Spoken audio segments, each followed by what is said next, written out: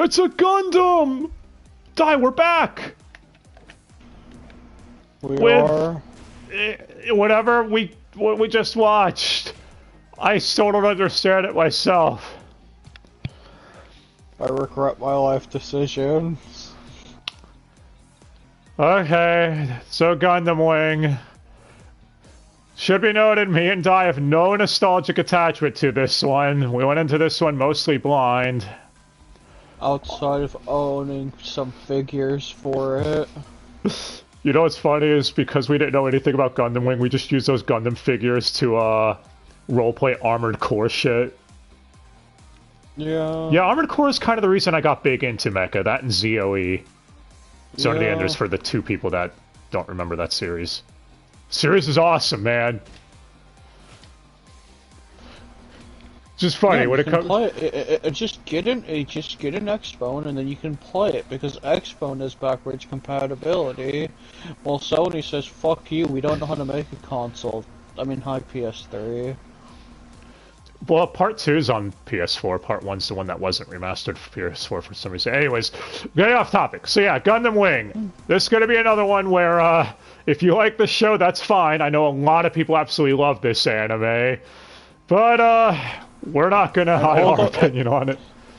And all those people are probably the ones who watched it back on Toonami as a kid and don't remember much about it. There's a reason you don't remember much. I mean, the Gundam designs are awesome. And the fights are cool. So in short, yeah, you all can tell by our tone, wasn't too fond of this one. But we'll get into why. So, Gundam Wing was done by Sunrise. And would air in 1995.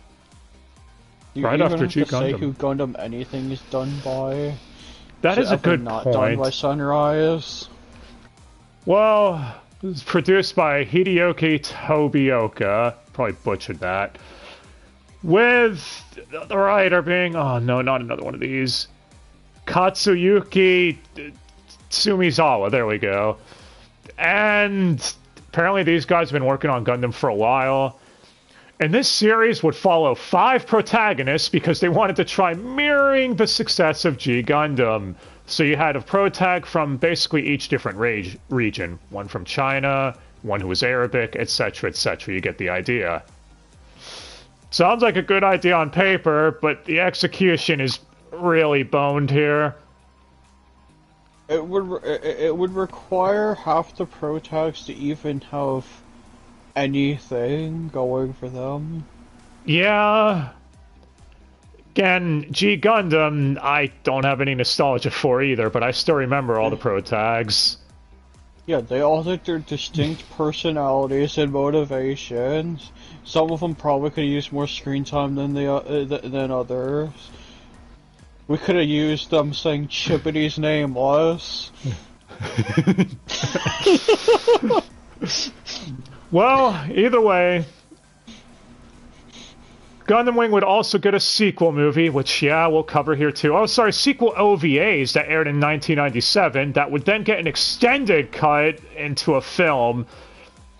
And the Blu-rays do come with both versions, but I can tell you there's no reason to watch the OVAs. Just watch the movie. That's all you need to do if you're interested. But the one thing we're going to focus on is what everyone has seen this show on, Toonami. This aired on Toonami in 2000, and yeah, saying it was popular would be an understatement. Just looking it up, you'll see it was one of the most watched things, period. In fact, it was the most watched thing on Cartoon Network that year. Needless to say, anyone who watched something on Toonami is experienced. Trying to watch it all is probably as fucked as trying to watch G Gundam was. Oh, they didn't just air it once, they aired it twice. They had 2 different versions. They had the censored dub that removed the words kill and die, yet left in the word death, because consistency is stupid. Consistency is for pussies. Censor that, Pesky Death, it's the name. Yet they censored Duo's name, the God of Death. Fuck consistency. They also censored one of the characters, Trey's. He goes on basically about how the Earth needs to not rely on God. You know, giving an atheistic viewpoint. They censored all of that because, again, religious context is also something that couldn't air in the afternoon, etc. back then. We're here to fucking sell toys, not religion. Go to the Gundam cult! But yeah, the uncut dub would then air after midnight. So yeah, there were two versions, and this dub would be the one that would add back in all the uncut stuff. I think it'd be cool if the Gundam Wing Blu-rays included both versions of the dubs, because I'm sure some people prefer the censored dub because it's what they watched back in the day. Yeah, and let me guess, like anything else on Toonami, its air date and time kept changing because fuck you. It probably did. But the irony is, I mentioned this during our G Gundam thing. G Gundam saved Gundam in Japan, right? Because Gundam was floundering as an IP. So then Gundam Wing was made to try recapturing the success of G Gundam. Yet over here it's the opposite. Gundam Wing aired, exploded the mecha genre in popularity, and especially Gundam in the West. So then, like, let's go back and get some of the earlier Gundam stuff, and thus we got G Gundam because of it. Yeah. And yeah, Gundam's popularity did explode back then. You could the fucking toy aisles at your local Walmart or whatever you went to, it is just flooded with nothing but Gundam figures. Yeah. This is one, though, where it's easier to see why it was popular. You have 5 protagonists that all look like edgelords, and everyone's made the boy band comparison. Hold your shock, this series is really popular with the fangirl audience. Yeah. Especially when one of them's whole character is saying he will kill you. And that is most of his dialogue in the beginning. Hell, even by the end of it, he still keeps saying that. Other than that, he exists. We'll get to him in a minute. So, that's basically the history lesson. If you like mecha and Gundam in particular, the reason we're still getting it probably could be because of Gundam Wing. So even if we're not the biggest fans of it, can't deny the impact it had. And it also if you want to watch it in any capacity, just look up fight scene compilations. That too. Now we got the history lesson out of the way, let's go into the plot. Trying to make sense of this is one of the most daunting tasks ever. Shit just happens. The synopsis says 5 Gundam pilots team up to try fighting back against the Earth Alliance. You see, it's after colony year 195, and the Earth Alliance is now trying to take over the space colonies that are up there and rule with an iron fist, I guess. So 5 Gundam pilots go down to Earth, because each Gundam represents a different colony. Again, kind of like G Gundam, I guess. And they try doing saboteur-like shit. But that gets swept under the rug 7 episodes in anyways, because we have a new Antag, and then a new Antag, and then a new Antag. It just doesn't stop. Yeah, so if you really care that much about the plot, we're just gonna put the spoiler warning here. Because if this show's gonna be all over the place, then so are we. Yeah, so after the Earth Alliance is defeated, it turns out they were overthrown by an organization known as Oz, the rebel alliance that our Gundams worked for. Only for Oz to split up into 2 different factions, one known as Romafeller. Yes, Romafeller. Insert Irish stereotype saying here. And the Trey's faction. Trey's being the leader of Oz before they split up and have their own civil thing going on. Just for a few episodes later, for there to be another faction started up known as the White Fang Organization, who are terrorists that want to take down Oz's factions. Are you confused yet? Trust me, it sounds like we're doing this out of context. We're really not. Shit just happens. And that's not even going into the Senk Kingdom, who are a kingdom of pacifists that fight for peace. No, really. And the other organization, Peace Million, that's formed by the end. that are also pacifists that fight for peace. How do you show how peaceful you are? By genociding most of the population so they'll give up on violence. Yeah, the leader of White Fang, his whole idea is he wants to stop wars, so he will start a war so colossally fucked up and genocidal that no one will ever think of starting a war again. Methinks your logic is fucked. It sounds fucked, but then you realize how stupid everyone else is, so it makes sense. Yeah, and that's not even getting into the movie. Endless Waltz movie plot is also really dumb. So, I tried entering this, taking it seriously for the first 2 episodes, and I was like, okay, can't, turn the brain off, pop on the G Gundam Gurren Lagann brain, I guess. Which is what you have to do. The problem is this show wants you to take it dead fucking serious, which is where it falls apart.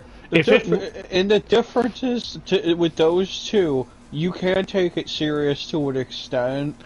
Even if it's not asking you to. G Gundam never once asks you take us dead fucking serious. It's asking you just to have fun and roll with it.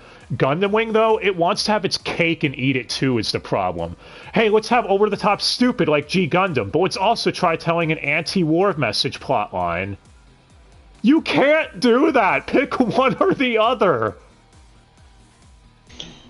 G Gundam's anti-war thing was, instead of having a war, let's have a fighting tournament. Exactly, and it was fun. This, though, is... yeah. Let's have nothing but war to show that we are anti-white. But alright, we'll get back to that in a minute. We're going to go over each character once we get to the Dubster Dive part of this. But first, animation! We watched the Blu-ray remasters, if anyone's wondering. Yeah. I mean, there's only some... I mean, you can only clean it up so much, but... better than most things we're getting today. Yeah.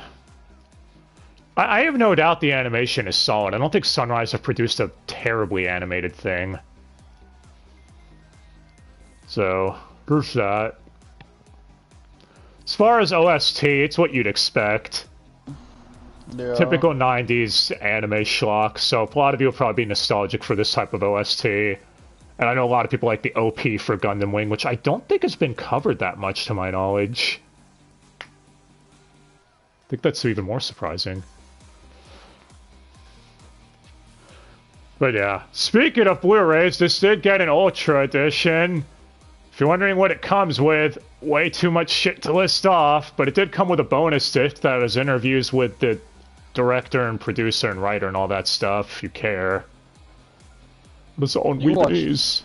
You watched whatever you heard in English. Yep, and that's how I know that the producer's favorite Gundam is the Death Scythe Gundam, and he likes Duo. Because even though he was speaking Weebnese, when they asked him that question in English, because it was like Tekken up in here, the questions were asked in English, and he responded in Japanese. He said Death Scythe and Duo. Even he knows. Yeah. But yeah. We'll get to that in a sec. Are you ready for Dubster Dive Dog? What's up? What are you gonna say? Yeah, but we're not gonna sugarcoat it. Out of the five Duo's the best one by far. Mains, only 2 of them are worth anything. Yeah. So this was dubbed out of Ocean, like actually a lot of Gundam shit back then was. The ADR director was Michelle Porter, with the translation and script adaptation by Paul Baldwin. Yes, Baldwin, I thought the same thing too. You think he shoots blanks? God damn. And, I mean, the script is, well, it's something. I'm just gonna read off some of the lines here, because, holy fuck, I don't even know what to make of them. Like my favorite. Great. Get your popcorn. One of my favorites. I'm not persuading him. I'm just trying to convince him. The classic. You want to run that by me again? Or they're just using us like puppets. Yes, puppets as in plural.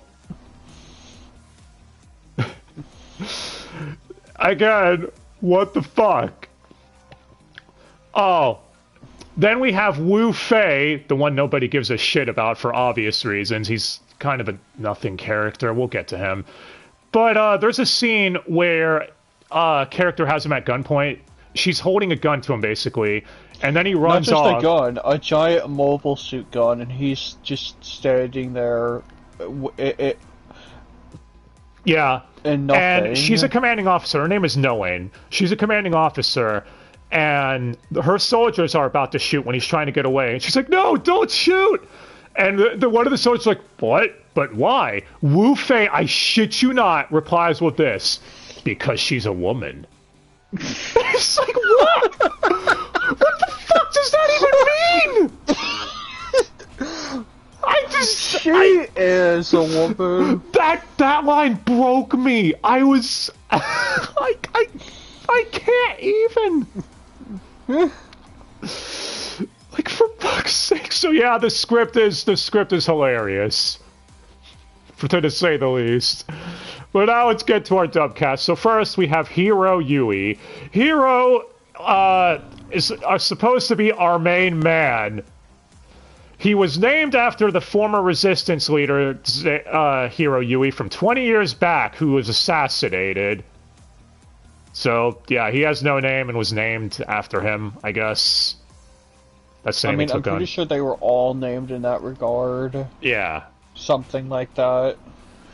So... I mean, it'd be nice if they did anything and explored these characters.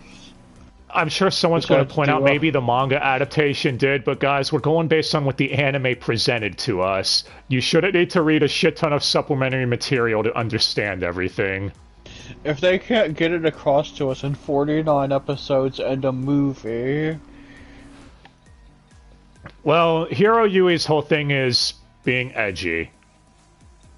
Yeah, he's the emo of the group. There's literally a scene where a young girl walks up to him and is like, "Excuse me, sir, are you lost?" And he replies, "I've been lost ever since the day I was born." It's like, Jesus, dude, turn your Linkin Park off already. Come on. So, yeah. He is voiced by Mark Hildreth, who, you don't know, is Terry Bogard from the Fatal Fury anime. I cannot wait till we get there. That is 90s schlock at its finest. And the Adams from Ultimate Muscle. No, not Adams, the Adams. I really want to know now about that show. And, I mean, I guess he does fine as an edgelord. I mean, this dub has the typical traffic you'd find from 2000. It's an over-the-top wrestling anime. Yeah. So you really should get to know about that But yeah. You'd be better off than with this. Yeah. He's what you'd expect. Again, typical edgelord protag coon. He just says edgy dialogue and not... or he's just stone-faced silent. That's all he has. He doesn't really say anything other than that. And I know someone's going to point out, well, in the end, he tries fighting for good ideals and everything. It's like, yeah, I guess, but he still utters the same rhetoric of, you know, I'll kill you, before turning around and saying, I want to kill for peace, is TLDR. So. And he pilots the Wing Gundam, which I know everyone thinks is cool. It's the Wing Gundam. I mean, even though really, at the end of the day, it's the Gundam, it's the basic Proto Gundam that most series have. If you look at it at a glance, you can confuse it for the Burning Gundam and etc. I think they did that simply to mirror G Gundam a little more. Well, after him, we have our female protagonist, Rolina Peacecroft. No, that is her last name. See, you find out a couple of episodes in, she's from the Sank Kingdom and was adopted by a minister of a colony or something like that, or a senator, whatever the fuck that position was. I don't even know. And yeah, her whole thing is, I will fight for pacifism. I don't want to fight at all. I want to throw away all weapons and armaments for peace. Even if it causes her life. It's kind of dumb. And she's also in love with Hiro, even though Hiro does nothing but say he'll kill her if she keeps following him. Because it's literally the first thing he does to her is hold her at gunpoint and says, "I'll kill you." And her whole thing is following him after that because she's drawn to him because she likes the bad boy type. So she represents the average Sasuke fangirl, I guess. Yeah. Well, she's voiced by Lisa Ann Belly, who you don't know is Hal from Death Note, and Dr. Irene from Brain Powered, a mecha that apparently copied a lot from Avon Jellyfish, because most mechas did. That came out in 99 and 2000. And I mean, there's not much to say. This character's really bland. I'm not sure any voice actor would be able to make this one work very well. The best she has going for her is she pulls a gun on someone. Remember, she for pacifism. No, that one's for revenge. Revenge pacifism. Yeah, I know. She does it on the person that murked her daddy. But hey, after her, we have the Shark cosplayer, because that's obligatory. We need him. Zex Marquis, who, yes, they did at one point call him Sex. That's like one of the very first things that someone calls him. And no one caught that either. I'm surprised it was only the one time, honestly. Yeah, it was only one time for what we could tell. But he's, he pilots the Tall Geese. Yeah, silly name for a Gundam. Which, something about that always struck me as odd. He works for the Oz Corporation, and he's best friends with Treize, the leader of them, before he ends up switching sides like 18 times. But yeah, so they say the Tall Geese is technology from 20 years back, and it's much better than the technology Oz has for their mobile suits today. It's like, what the fuck? How does that even work? So technology got worse? Also, why isn't he considered one of the main pro-tags instead of Wu Fei over there? Yeah, I actually thought Zex was one of the 5, I'm gonna be honest. But he no, might as apparently well not. be. Well, he's voiced by Brian Drummond, doing his Vegeta voice from the Ocean dub. So, you know, also Ryuk from Death Note, I guess. Over 9,000. You all know him. Come on. Yeah. And yeah, Zex has like many different names and different identities, as if the Char comparison wasn't enough with his appearance. Wears a helmet to hide his identity. And I mean, he's also Hero's rival. Oh, yeah, so since we're working on the again, we're spoiling this shit out of this, so Relina's his brother. Relina's his brother. Relina's his sister. Fuck. Relina's his sister. I caught myself. And she finds this out when him and Hiro are fighting, and she shouts, "Hiro, kill him! Kill this monster!" And then someone's like, "You know that's your brother, right?" She goes, "Oh, that's my brother? No, Hiro, don't kill him! He's my brother!" And then she just keeps calling him her brother for the rest of the series, acting like they've known each other for years, even though they never met before this moment, more or less. It's really dumb. Oh, yeah. As far as Brian Drummond goes, it's typical typecasting for him for this type of role. He's an edgelord that, you know, talks about being a soldier and fighting on the battlefield, etc. It's just an edgelord who's more going for him than Hiro. Yeah. And they're in love, which is why they love fighting each other. So, after him, we have Katra. This is the Arabic dude, and I've seen a lot of people hate this character, and it's for reasons of him constantly apologizing. Meaning, yes, this was dubbed out of Canada, and he'd be fitting more with the Canadians than anything else. every time something happens, he apologizes, even if he has nothing to do with it. There's even a scene where Duo says, that Contra always blaming himself for everything. I bet he would think that not having air to breathe in space is his fault at some point. It's like truer words have never been spoken. He pilots the Sandrock Gundam, by the way. Oh, there's that. And he's in love with it, with how he talks about it. Yeah, which doesn't make any sense, because he's the one, he's like, I hate piloting the Gundam. How many people have to die when I get in this thing? I can't stand the fucker. But then he turns around, I love you, Sandrock. It's like, dude, pick your fucking mind already. Well, he's sloppy. Yeah, he's voiced by Brad Swale, Slappy from Dead Rising 2, and obviously Light from Death Note. So, I think that was fine. He's the typical, I guess, beta male of the group. Again, all he does is whine and apologize. Except for that one time he was driven insane, and it does the whole, like, Yagami psychotic laugh. So you get that. Yeah. I think that's when Katra was at his most fun. But we can't have fun. Let's go back to him whining some more.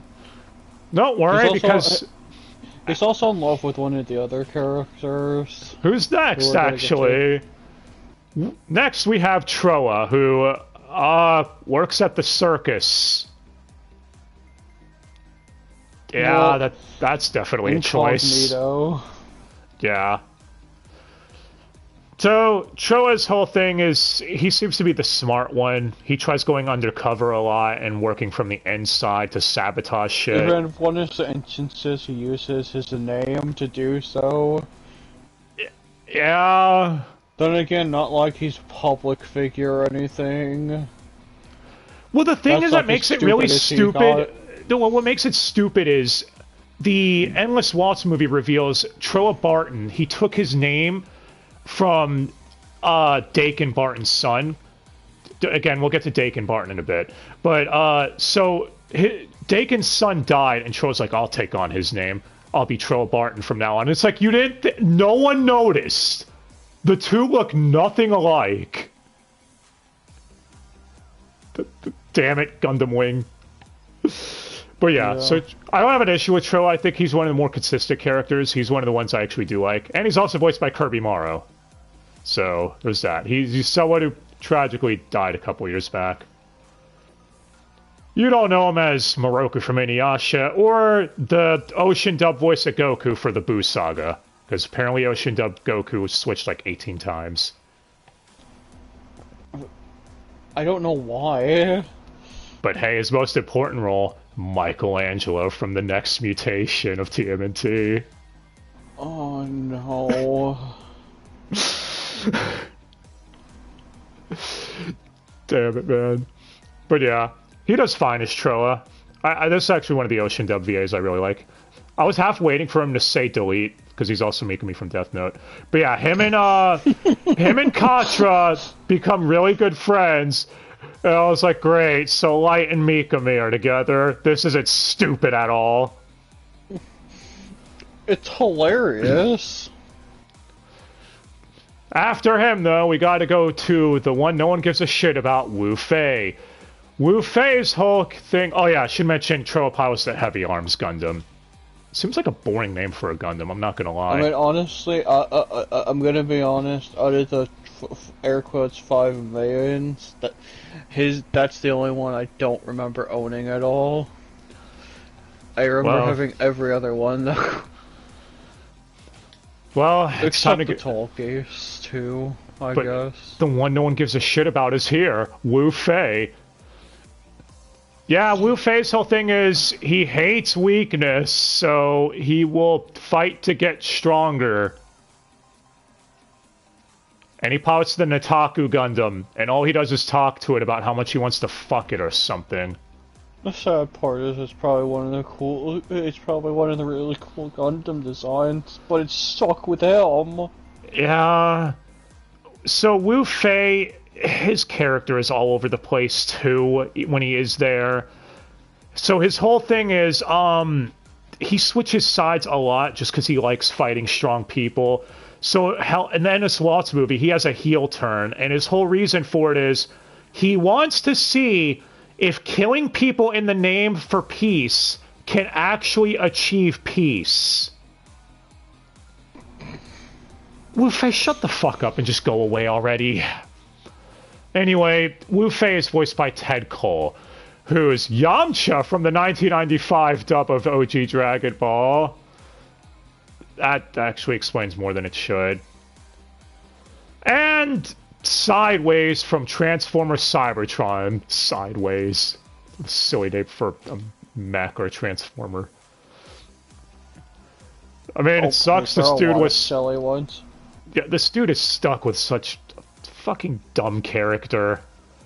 I'm sorry for the Wu Fei fans out there, but this character sucks. Alright? All one of you.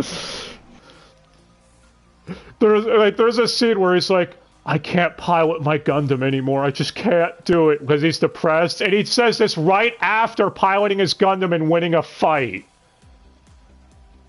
It makes no sense. Break out the Street Fighter 3 quote. Well, after him, we have the best character, which I saved him for last out of the major mains. We have Duo. Duo is the snarky one. He's basically the one with all the quippy one-liners and is trying to be, you know, he's more laid back and easygoing. Yet he pilots the Death Scythe Gundam. By the way, coolest Gundam in the show. Fight me on that. I think him and Hero should have switched Gundams because one is way too edgy for the person they're piloted by. Duo's nickname on the battlefield is even the God of Death. Yet he's the least edgy out of them. Well, I guess Katra's not that edgy either. No. But, yeah, like, was there a mistranslation here between Sunrise and Sunrise's writers when making the anime? Because when you see Duo, do you think God of Death, Edgelord with Scythe Gundam? No. But yeah, Duo's honestly my favorite character in this show. I'm guessing he's probably yours too.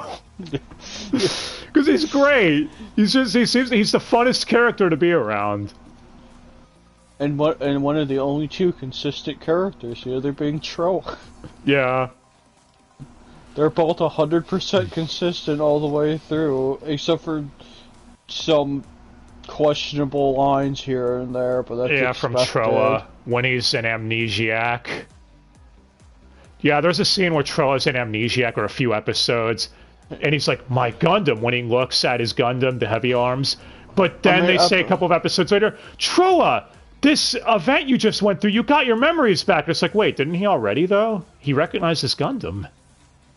Unless he was told that was his Gundam? Yeah, it's not conveyed very well. But back to Duo. Duo is voiced by Scott McNeil, who you don't know as Piccolo from the Ocean dub of DBZ. Koga from Inuyasha. Everyone loves him. You'll find out when we get there. I think I said that last time we covered Scott McNeil. But more importantly, he's Bone Steel. He's Bone Steel from Next Mutation. And, yeah, Scott McNeil is probably one of the MVPs of the dub. Him and Brian Drummond both, actually. I don't mind either of them. I think the other ones would be fine if they were given better writing to work with, though, yeah. So... Or Race Rufai and just consider sex a man instead. But yeah, Scott McNeil, the only issue is that they... Okay, so him and Brad Swale are a shit ton of ad voices and one-off characters... And you can fucking tell. Brad Swale's got a very distinct voice. Scott McNeil at least tries doing different voices, but trust me, I've heard him enough at this point to where I could call them out right away. Especially when there's a scene where it goes from a Scott McNeil character and pans back over to Duo. But come on. But yeah. Duo's great. After him, we've got some of the other major characters. So first, we have Treize, the leader of the Oz organization, who talks about fighting for honor and everything, but even his writing suffers from inconsistent syndrome. Because at first he's preaching about... Nothing more honorable than throwing a coup. Yeah, and lying to get a senator shuttle bombed or whatever. Totally honorable. Not to mention he preaches atheism before turning around a few episodes later and preaching about how God is watching over, etc., but we have to make our own path. Dude, do you believe in God or not? I'm actually really confused. I think even Trey's is confused. Maybe he's an on-the-fence atheist. Like, what the fuck? But yeah, so Trey's is voiced by David Kaye, who you don't know as Megatron from a shit ton of Transformers stuff, Pyron from the Darkstalkers anime, and Sesshomaru, or as everyone's nicknamed him, totally not Virgil from Inuyasha. Again, you'll see when we get there. Well, and maybe if it had a consistent airtime, I would anyways. Yeah, I mean, I'm a mark for this boss, so I actually liked Trace whenever he was on screen. I think he does a good job coming across as charismatic, even if his speeches half the time were inconsistent, made no sense. But that's just the writing, that's not his fault. You know, did it make any sense? His death. Oh my god, this was so dumb. So, him and Wu Fei have a final battle at the end, which, Wu Fei, really? This is who he gets murked by? Except not really, because it might as well be considered Sudoku. He jumps on Wu Fei's, what, electric trident, I guess? That energy sword, double-sided trident. Again, he has a Gundam more badass than he deserves. Yeah, and Wu Fei's like, what? No! Why did I have to win? Why?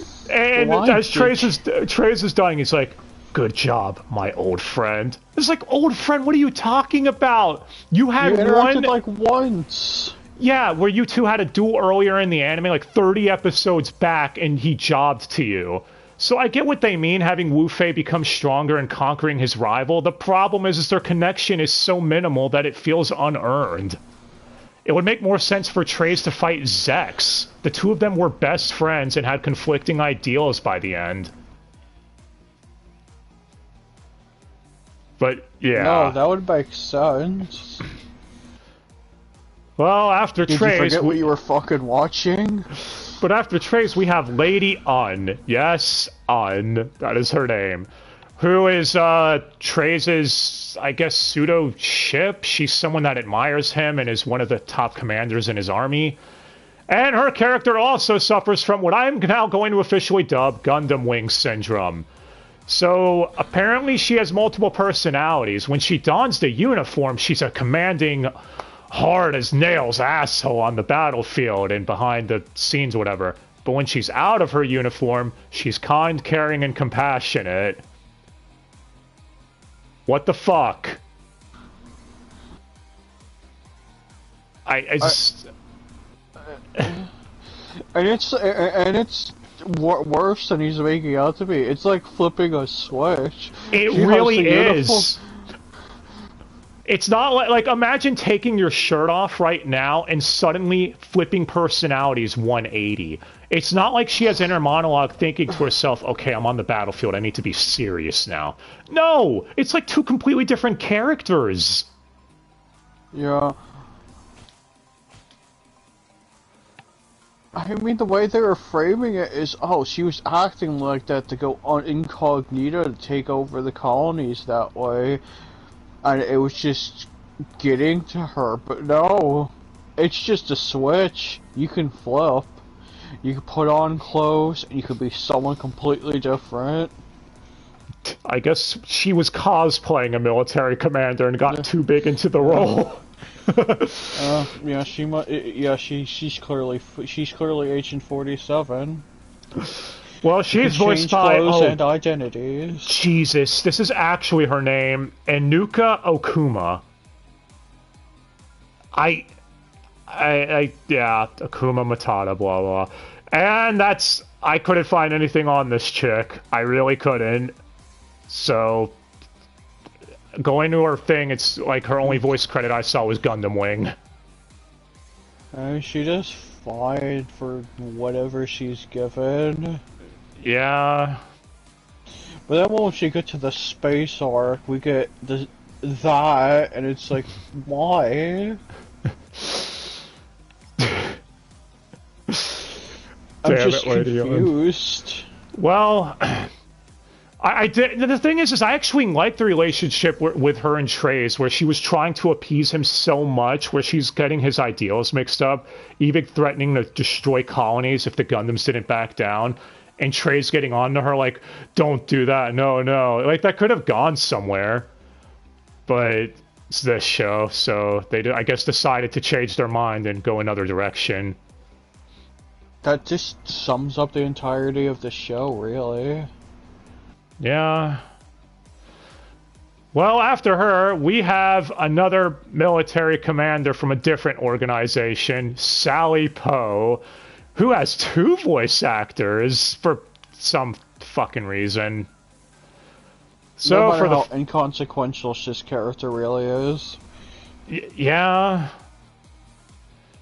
Well, her first voice actor is Monica Story, who you don't know as Laura from Hamtaro, and Kagome from Inuyasha. Yeah, shout her name repeatedly. Robot Chicken Skit was not wrong about that. As much as I want to pretend it was. But, yeah, her voice is on the higher pitch end of the spectrum, which is why it's jarring when you go to F20 and plus, and her new voice actor, Samantha Ferris, is on the low end of the spectrum. On the complete opposite end. It's kind of jarring. Samantha Ferris is definitely a decision. Well, she's Teresa from Aryuna, and Panther from Saber Marionette J. I've never seen either of these shows, actually, so I got nothing. How could you not have seen either of those shows? Like, I mean, Saber Marionette J is like 15 seasons, too. Maybe it's good. Well, maybe we'll have to check it out one of these times. I don't know. If it's not that well known, maybe it has to be good, right? I hope. Yes. Unflawed logic, clearly. You should start a coup. Yeah, so both do fine with what they're given with this character. It's just the 2 completely different pitches are really weird. It would be like, I guess to put it another way, going from Griffin Burns to someone who has a much deeper as fuck voice. I don't know, just think of someone. Like Griffin Burns to David Wald or something. Be like, what the fuck? Really be jarring at first, wouldn't it? Yeah. I don't know why that was your example, but I don't know. I was trying to think of a name of a deeper voice actor, and it's like, who is that? David Vincent was another one that came to mind. Could have gone with him, I guess. I mean, honestly, the scale you're talking about is way deeper than just saying David Vincent. Yeah. It was a really deep scale, but yeah. Anyways, after her, we have Noane, who's another member of the Oz organization, and she's basically Zex's ship, I guess. She follows wherever he goes because they went to the academy together, which I figured we would have gotten more flashbacks on, but guess not. Also the one that called him Sex. Yeah, the one that called him Sex. So he was called Sex by his ship, which makes it ironic. She's voiced by Saffron Henderson, who's Goku from the 95 Ocean dub of Dragon Ball, and Light's mom from Death Note. So, I mean, from what I could tell, she voices a bunch of Shotas looking at her list, and you could tell with her voice that she probably fits that role best. She doesn't do bad here, though. Yeah, she's more or less just the, I guess, simp for Zex. But after her, we have Dorothy, who could best be described as, we call her a Nazi. Why? Yeah. Because she kept going on about how much she loves war. Anyone who's watched Hellsing Ultimate knows the commander of the Nazi vampires goes on about how I love war, etc. So what the fuck else am I gonna think? Mecha Nazi vampires. Well, she's voiced by Kathy Wesselak, who's Near from Death Note, and Shampoo from Ranma 1/2. Fuck, damn it. Yeah, Ranma's weird. So, Who's that? This is an absurd amount of Death Note. It really is. And she does fine. Just the material she's given is really weird. Again, she tries manipulating everyone and coming across like, I know what's going on here. I like starting wars because I like watching war because it's beautiful. But she also tries coming across saying that she wants wars to end, and so she'll start a war to end all wars. I don't even... Just put a question mark over that. It'll all make sense now. Next, we have Troa's ship, Catherine, who also switched VUs. But, yeah. Her first VU was Monica Story, who left after episode 20. And her second VUs now, well, Kathy Wesselock, so I don't even have to go over anything with her. Which means, yes, both times Catherine was double casted. How the fuck do you do that? Yes. We're almost done, though. I don't know so much Shep. She refers to herself as his sister. Yeah. That is true, actually. You know what? Never mind. Forget what I said. Now I'm going to come across as free. Then again, there are some people out there who'd be like, that's hot. Well, we have some of the, one of the, scientist people, Instructor G. Voiced by Brian Drummond. Yeah, the scientist people are the ones who built the Gundams, but there's only a couple that matter. So... Literally only 2 of them. And they literally look like... Dr. Light and Dr. Wally. Dr. Wally. Yeah, I guess some people wouldn't be able to tell that he's Brian Drummond at first glance, but if you listen closer, you can hear it that it's him. The other one is Dr. J. Dr. J said, he's like my basement. Who's voiced by David Ward, who you don't know as, Wait, Brian Drummond is his own scientist? Oh my god, I didn't even think of that. Yeah, I think he might be. That's just stupid. Well, anyway, David Ward is, Breaker from Transformers Cybertron, and that's all I could really find on him. He's a big old man, dude. I don't know what y'all want. After him, we have Tuberoth. Who's Tuberoth, you ask? Some dumb minister that keeps betraying everybody, yet they keep leaving him alive. So, yeah, the Romefeller Foundation, he's one of the heads of, and he leads like 18 coups. Which he got to be the head of by staging a coup. Yeah. And then he was eventually killed because of a coup. I got nothing. Well, he's voiced by Richard Newman, who's Big Caro from Card Captors. Fucking Card Captors. And Totosai from Inuyasha, which I could not tell that because Totosai's voice, it's really fucking weird. So he's at least got some range from what I could tell. No, yeah, this guy's just sound different if they do a really weird voice that sounds like an alien. Yeah, Totosai, he does this straight up old man voice, but it's the way he does it is really different than he does here, is all I'll say. But yeah, he does fine as just scummy, plotting Minister Coon. That exists for some reason. I don't know how he survived his first episode appearance. But he did. Good on him for allowing stupidity to get him into high places. Yeah. Well, next for the main series, all we've left is narrator, who is occasionally there and occasionally not. He's not as cool as Stalker, I'm sorry. Stalker is still probably the best narrator we've had. Followed close by the Berserk narrator who quotes Soul Calibur at you. Yeah.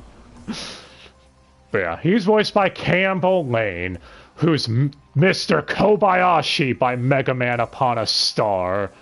And, overweight judge from Key the Metal Idol. That is very specific. Really just narrator Coon. Oh, you want from that? He exists sometimes. Sometimes he does it. He's not even done reading off the episode names for some reason. Oh yeah, the episode title cards for some reason some have filters, others don't. I don't understand that when they're reading the ep titles. Also, for some reason, Hero's name is Heero. Yeah, I kept thinking it was Hiro. Yeah. And that just confused me. It was like, I see, because they translate the text. It's like, that's a way of spelling it, I guess. Well, we only have 2 people left, and it's the movie villains. So first, we have Marty Maya. Marty Maya is Trey's daughter. Yes, really, a relative who was never mentioned or hinted at before suddenly shows up out of nowhere to be the main villain of the movie. And she they have is brain damage. Yeah, she could be summed up one for one as just Psycho Lolly. That is literally her character. So with a side of brain damage. She gives a monologue about the endless waltz being nothing but war, then peace, then revolution. She will conquer the world and stop that endless cycle, for she can't stand that cycle. So she started a revolution, which began a war to lead to peace. Basically committing to the cycle that she said she couldn't stand. For fuck's sake. Honestly, I was expecting her mother to be Lady Uns, but no, apparently not. So I guess Trey's, had a broken condom baby. Anyway. Marty May is from Cybertron. She's voiced by Maggie Blue O'Hara, who's Bulma from the Ocean dub of Dragon Ball, and after looking that up, I can hear it now, and Anna Brown from Ranma 1/2. And still a better Bulma than we got now. I can't argue with that, actually. But yeah. And she does fine. It's hard not to be better than mediocrity, am I right? Anyways.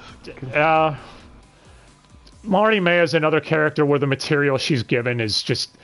Dude, the movie is dumb because Hiro shows up and they act like there's supposed to be this important moment between the two. It is supposed to be something like, oh shit, these two are meeting. It's gonna be this epic thing. And it's like they haven't interacted the whole fucking movie. Why are you trying to make it seem like this important meeting now? I mean, at least they... They at least had the balls to do that in the movie. Oh yeah, then she gets shot. They shot a child. Like, what the fuck? And I do think it's funny. I saw some people say this online. Dude, there's so much blood. And they're like, don't worry, we can treat her wounds. She's gonna be okay. And it's like, what the fuck? Look at all the blood. How? Is the comments I've seen online. Is there really that much more blood? I mean, no one dies in this series, though, to be fair. There's literally a scene... So Trey's commits seppuku at the end of the series to stop a colony from falling to Earth. Or a ship from falling to Earth, or whatever. And then they ask him in the movie, they're like, I thought you were dead. And he's like, I was. But I came back from beyond the grave, so I'm not now. Gungrave? Yeah, I was thinking that, too. I mean, there was just an explosion. We'd never seen his his body, Gundam, yeah, or his body. Oh yeah, apparently Lady Un, I didn't even mention that as another example. She gets shot at like episode 23 or 24. Like she could be dead, and then like 15 episodes later, they're like, oh yeah, she's just in a coma, just for her to wake up for the climax to see Trey's die, more or less. What the fuck? Well, the last one we got to mention is Daikon Barton. Do you know who's, I guess, has relation to Trella Barton? Did they even interact that much in the movie? No. Yeah, so Daikon Barton is he's basically using Marty Maya as a figurehead, as a puppet. But to be honest, he would have been just fine as the only sole villain of the movie. It would have made it had slightly more focus, too. But, yeah. He's voiced by Michael Dobson, who's Duke Dermil from Wing, so yes, more double casting. Mojo Jojo from Powerpuff Girls Z, and Starscream from Transformers. Shit ton of them. And, I mean, he does fine. I don't have an issue with Michael Dobson, but it's same thing. Oh, which means he's not unfamiliar with Coos because he voiced Starscream. Damn it. Yeah, exactly. You got it now, man.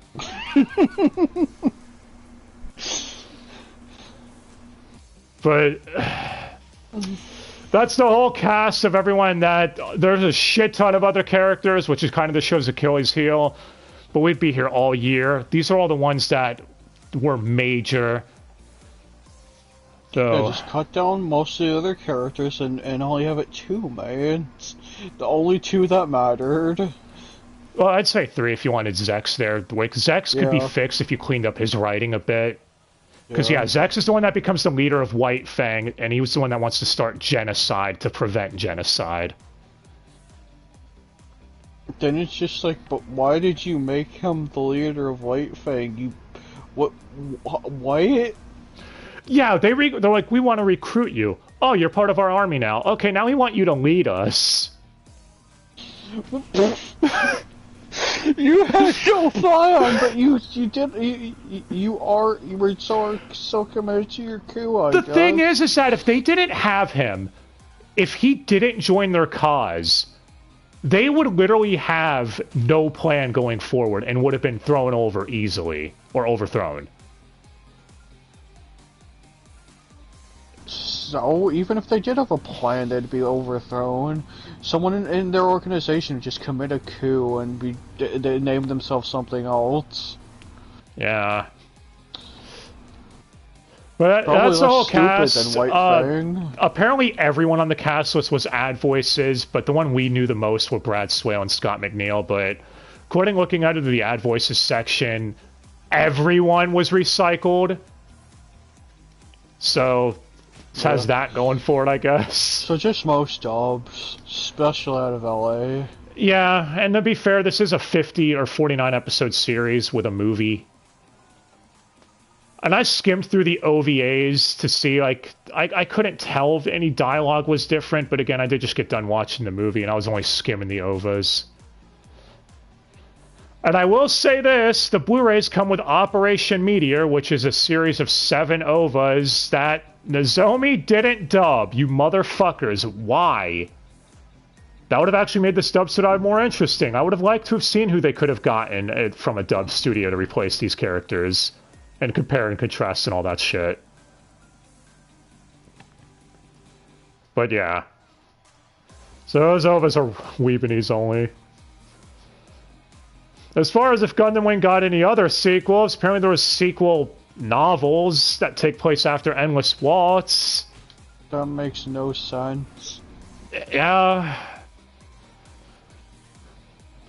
Now, circling it back, if you couldn't tell, we thought this show was nonsensical. Its plot was all over the place, unfocused. It's clear they had writing as you go along syndrome really, really fucking bad here. It's not the worst thing you could watch. It's not. I've seen far worse, and to be honest, I'm saying that also because we just turned our brains off and had fun with it. You have to do that. If you go into this trying to take it dead serious, you're going to have a bad time. And I think that's the show's biggest problem. If they just leaned into the stupid factor all the way. Like, isn't there a scene where a Gundam suplexes a train? Yeah, essentially. Yeah, like, see, that shit's fun. It's over-the-top stupid. The show has plenty of that, and that's when the show's at its best, when it's being fun. That's probably about as over-the-top as it gets. Well, I mean, you also didn't try have... to emulate G Gundam enough. Yeah, you also have the scene where Duo and Hero jump off a 50-story building or something like that together. And Duo's like, use your parachute, you idiot! And Hero waits till the last second. Because he was unconscious till he heard the voice of a pacifist that loves to shoot people. Wait, what? Yeah. Again, if you like Gundam Wing, fine. I'm sure a lot of people out there rewatched it and are like, yeah, this is good as I remember. But it's not really as good as you remember. It's not that good, in our opinion. G Gundam is probably as good as you remember. Yeah, G Gundam is fun. So if you're out there and you're wondering, well, which one should I watch if I have to pick one, go to G Gundam, in our opinion. That's the one to roll with.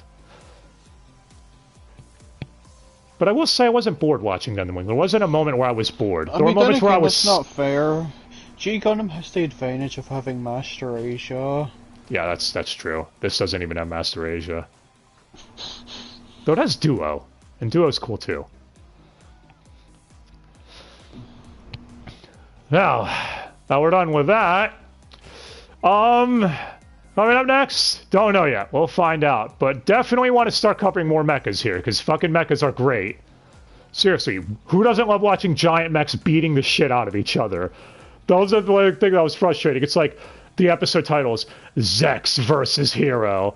And it was only like 5 minutes of the ep because we kept panning over to pacifism speeches. Get back to the fucking cool Gundam fight. Yeah, it's animated better than some shitty isekai, by the number isekais we usually get that cut all the corners and don't have animation. You want to go watch Master of Ragnarok? No. I'm staring at my wall has more detail than the walls in that show. But yeah. As far as the dub itself, I mean, you could tell that some lines are delivered poorly and flatly. It's product of the time, though, guys. 22 years ago. So, you just roll with it. I think it's a fun dub, though. A lot of lines you could also say are overacted, but I prefer overacting any day of the week to underacting. I think you and I can agree on that. Yeah. I'd rather way more emotion in... Yeah, I'd rather way more emotion in something than no emotion at all. Because at least you know they're trying. They're putting all into it. Well, so you think of Gundam Wing. Also, I saw the DVD box set. It's called the Complete Operation set. It's like, man, that set looks really fucking cool.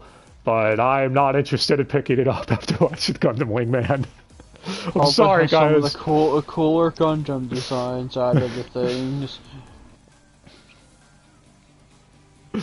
But then again, G Gundam and Gundam Wing both stand out with that regard. I've seen people say that about Seed Destiny that even hate it, saying like they like the Gundam design. So I guess that's the one thing Sunrise usually is going for them, is they know how to design good Gundams, even in the shittiest series. I'm just saying, in regards to every other Gundam series, these two stand out more than the rest. Yeah. It's probably why the figures are more sought after. If I was going to say anything, no, I haven't seen Seed Destiny. I know, Di, you're telling me it's terrible, but I'll get to it at some point. I'll give it a fair shot, guys. He thinks you can have fun with it, like with Code Geass R2. How wrong he is. Yeah, that's a show we gotta get to also. But yeah, Gundam Wing. If anyone's wondering, we did waste time or spend a whole bunch of time shitting on it, but no, I didn't hate this series. I thought it had a lot of missed opportunity, though. There were moments I liked. If you're gonna watch it and take it dead serious, just back away. Yeah, just don't do that. There's other. I would honestly also not recommend marathoning it because there's only so many stupid pacifist speeches you'll be able to take in a row. Jesus, it got preachy as fuck, and by the end, I was like, "Fuck pacifism! I'm gonna punch something myself." Well, I mean, you can pull a gun on someone and still be a pacifist. According to Gundam Wing, yeah, according to Gundam Wing, you can. Also, yeah, Endless Waltz, that's the last thing I'll say. The movie opens with them trying to throw their Gundams into the sun, and then I'm like, oh shit, a new threat appeared. We gotta get our Gundams back. And you figured the lesson would have been like, okay, you need... The lesson should have been, if you're gonna throw your Gundam into the sun, throw all 5 of them. Yeah, Wu-Fei still had his Gundam, but I was gonna say the lesson should be, because then someone started a coup and rose up, and a new threat was born. I thought the lesson was going to be sometimes there are things you have to fight for, you know, so you need weapons to defend yourself. But no! The movie ends with them destroying their Gundams anyways, so these dumbasses learn nothing. They really have it throughout the whole thing. And I somehow ended up with like fucking 3 Death Scythe Gundams that I don't even know how that ever happened. Well, this episode has gone on long enough, but I mean, of course it was going to be a long one. Again, it was long as fuck series. 40 fucking episodes in a movie. Yeah. If you want a serious Gundam, I recommend Gundam IBO. If you want a fun Gundam, go to G Gundam. I haven't seen. I know someone's gonna be like, "Well, what about OG Gundam?" I haven't seen that. I can't make an opinion on that. We'll get to it eventually. I mean, yeah. I can't speak for the dub because I don't remember it that well. But original Gundam still holds up. That's what I've heard. So we'll get to it. As Even I if do my this. last experience with it was that shitty PS3 game. Oh yeah, dude did the abridging versions through Dinosaurs Gundam Reborn. And even the abridged version of the original Gundam through that VN shit still holds up. Yeah. We'll get to those, guys. Again, I want to cover more Gundam shit, just more mecha shit in general. Like, in a couple of months, I want to see if we can at least do one mecha a month, because mechas are fucking cool. Mecha Monday. Mecha Monday, exactly. By the time this is going up on YouTube on Monday, actually, tomorrow. So, yeah. And we'll try making a thing of it. If it wasn't the equivalent of 55 episodes. Yeah, so we'll try, that'd be something really cool. Like, we'll each pick a mecha to cover or whatever and go from there. We'll take turns. And maybe we can start off picking mechas we know fuck all about, just to see if we can have a fun experience. Because that's the fun of it, is finding an anime you know nothing about and really coming out and enjoying it. And if it's shit, well, there's fun shitting on something too. But yeah. If a lot of you like this show, that's fine. I can't say enough, because I know someone's going to people like, blah, blah, blah, but don't tell me you can take this serious. Yeah, just don't do that, please, because I don't see how. Just please. The edgy Gundam names and the Gundam designs. Because it's probably some of the best Gundam designs up there with G. Yeah. If you like this show, the reason then why I had like all of the figures except for the heavy arms. I can imagine myself, though, if I were watching this growing up, I would have fucking loved Gundam Wing. I can tell. Like, because when this aired, I was like 8 or 9, and it seems like something that would have been right up my alley. But yeah. And especially G, with how much you love tournaments. Yeah.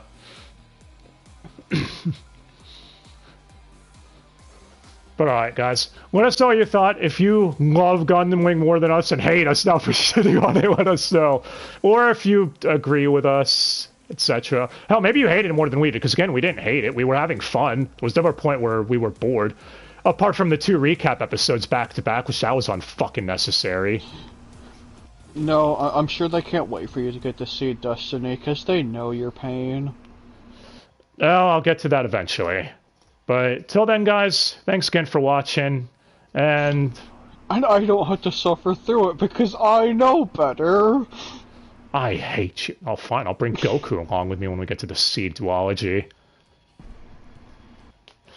But alright, guys. Till then, hope you have yourselves a fantastic day, and let us know what you all thought and all that stuff. Till next time.